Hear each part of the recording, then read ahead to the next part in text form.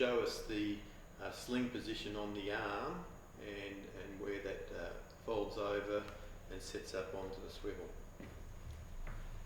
Okay, so we've got a 2-point sling here, which means it locates at the front there under Mitchell's hand, and back here. 2 types of slings, a single and a double. I think they both have their pros and cons. I prefer a double. This is what they call a Bisley twist, where the sling twists and wraps over itself there, but it's got to be able to slide one on the other there, so there's no buckles or anything like that in the way there. We have a buckle on the outside of the arm there for adjustment of tension. The sling sits high on the arm. Again, two different ways. Some people have it low on the arm.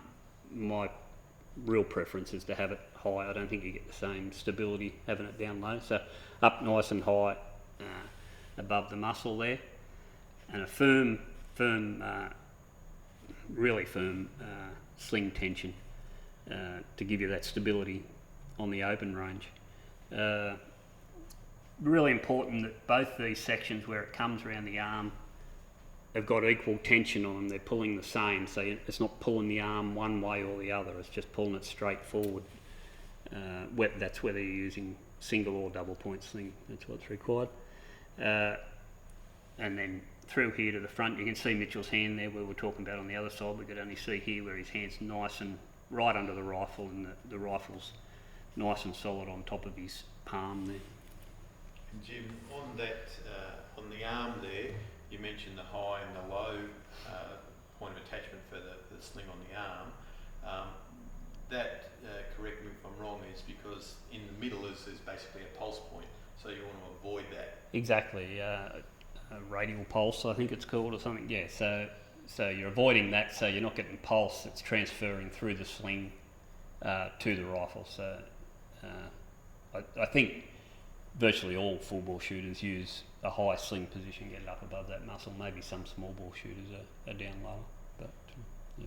And in Mitch's case, the left shoulder is slightly lower than the right, so it's sort of almost dropping the shoulder when you're in position. Yeah, it's slightly lower. It's not a lot, but yeah, it's good.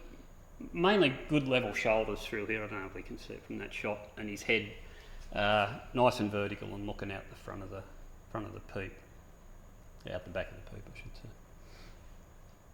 Excellent. The great thing is with all Mitch's practice, he can hold this position for probably an hour.